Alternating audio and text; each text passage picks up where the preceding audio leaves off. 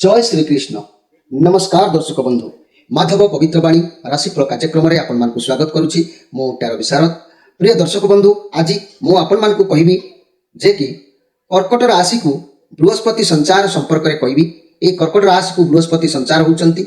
एई संचार बा चलन समय रे मोर प्रिय बिछा राशिकर किछि भाग्य परिवर्तन जोग देखा देबो। तेणु बिछा राशि व्यक्ति माने कार्यक्रम को प्रथम शेष पर्याय पर्यंत निश्चित भाव में देखिबे। कहीं मु अनेक सुप्रतिकार कहबी जो प्रतिकार रे आपणकर भाग्यर किछि परिवर्तन जोग देखादेव निश्चित भाव में। जो माने हे ज्ञान करुचंती परिस्थिति जटिल हो सारा पर से सेतबेले बहुत अस्तव्यस्त हो पड़ुचंती, किंतु बेल थाउ थाउ आपण माने जदि कार्यक्रम रे अंशग्रहण करी निजर प्रतिकार करुचंती उपकृत हवा निश्चित। एथिरे संदेह करिवार किछि नाही। तेबे चलंतु देखिबा मोर प्रिय बिछा राशि व्यक्ति मान कौन समस्या रहिबो, ए भाग्य किपरि परिवर्तन जोग देखा दउछि। बिछा राशि व्यक्ति माने बहुत समस्या भितर दीर्घ दिन धरिकी आपण गति करी आसुचंती। बहुत समस्यार समाधान करिवार बाट आपनको चतुर्दिग कुहुड़ी बन पड़े लागुथिला। तेबे कौन से भाग्यर परिवर्तन हबो से संपर्क में निश्चित भाव में देखिबा। चलंतु बिछा राशि व्यक्ति माने ध्यान दियंतु जे कि कर्कट राशि को बृहस्पति संचार होउचंती। ज्येष्ठ मास 18 दिन, जून मासर 1 तारिख सोमवार रात्रि 2:13 समय बृहस्पति पुनर्वसु नक्षत्र कर्कट राशि को 7/4 कर्कट राशि को संचार हेबे। यही प्रभाव रे मन रखंतु आपणकर बृहस्पति संचार अनुसार मस्तक प्रभाव पड़ो जा राज्यपद लाभ होबार जोग आपणकर देखादेव। सॉरी यही समय आपणकर जहाँ भी स्थिति आसीबो मोर प्रिय बिछा राशि व्यक्ति माने आपण माने निश्चित किछि उपकृत हो पारिबे। तेबे यही बिछा राशि व्यक्ति मान गोचर में चंद्र शुभ हेतु बृहस्पति गोचर में शुभ फल प्रदान करेंगे। आउ जादृसैनिक वाक्य अनुसार मोर प्रिय बिछा राशि व्यक्ति माने जादृसैनिक वाक्य अनुसार आपण माने मन रखिबे जे बिछा राशि गोचर में शुभ और चंद्र केवल अशुभ रोचंती। यही अशुभ हेतु शुभ फल भी मध्य आपन को प्राप्ति हबो।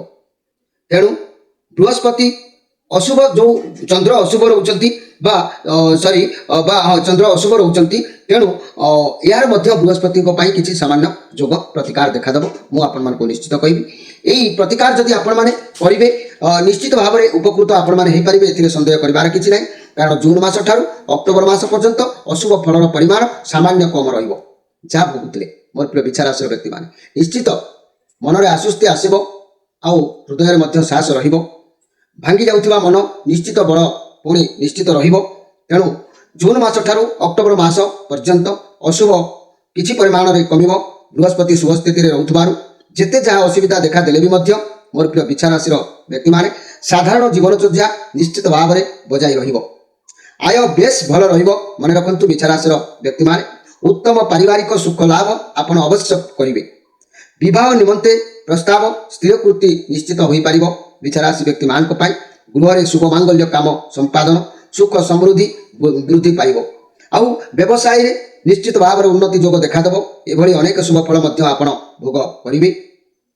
बिछा राशि व्यक्ति माने बेले बेले विलंब रे कार्य सिद्धि जोग अवश्य रहिबो।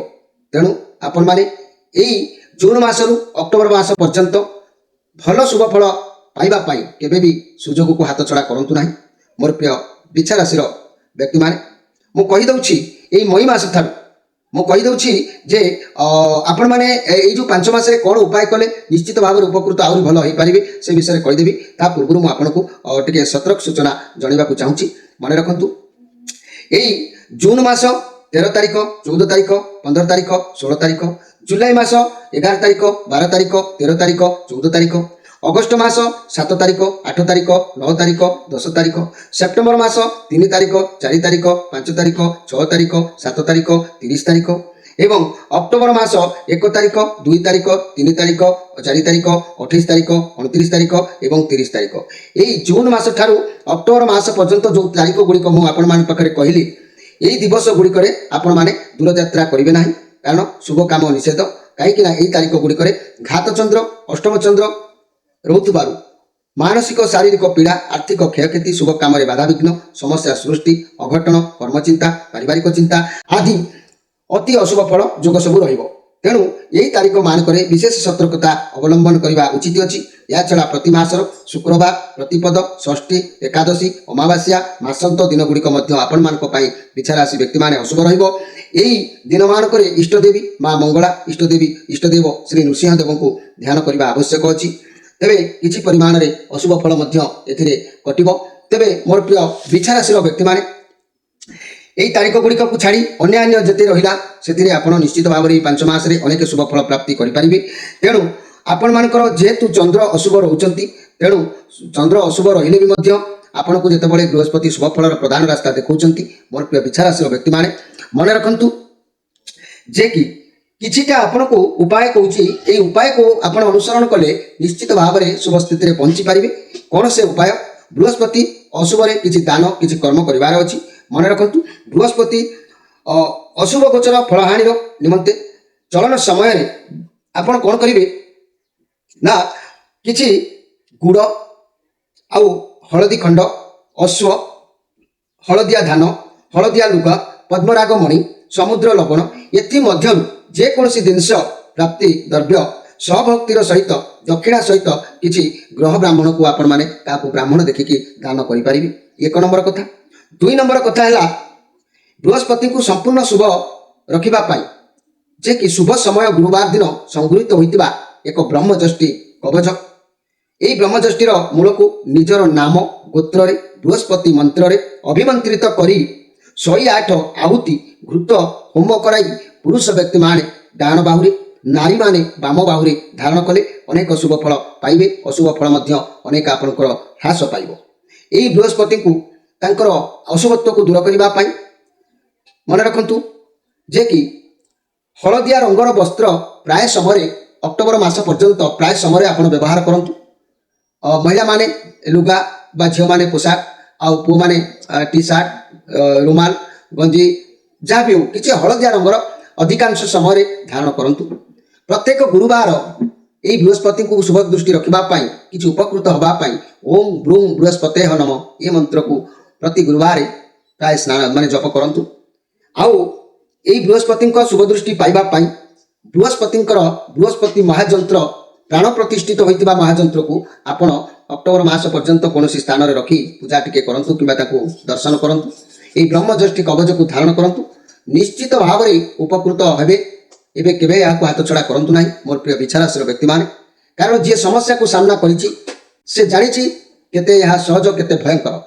ଯଦି ସେ ଆପଣଙ୍କୁ କଷ୍ଟ ଦେଇଛି ତାହେଲେ ଉପକୃତ ହେବା ପାଇଁ, ଟିକେ ଲାଘବ ହେବା ପାଇଁ, ଶାନ୍ତିରେ ନିଶ୍ୱାସ ନେବା ପାଇଁ, ଶାନ୍ତିରେ ଭୋଜନ କରିବା, ଶାନ୍ତିରେ ଶୟନ କରିବା ପାଇଁ, ସାହସ ଦେଖେଇ ସାହିରେ ଛକରେ ବଜାରରେ ଚାଲିବା ପାଇଁ, ନିଜ ମସ୍ତକ ଉଠାଇ ହସିବା ପାଇଁ ଆପଣମାନେ ନିଶ୍ଚିତ ବୃହସ୍ପତିଙ୍କର ଏହି ଉପାୟ ଗୁଡ଼ିକୁ ଅନୁସରଣ କରନ୍ତୁ। ଏହା କଲେ ଆପଣଙ୍କର ଅନେକ କିଛି ଦୁଃଖ ଅକ୍ଟୋବର ମାସ ଭିତରେ ଲାଘବ ହୋଇଯିବ। ଅବଶ୍ୟ ଆପଣଙ୍କୁ ଉପକୃତ ହୋଇପାରିବେ।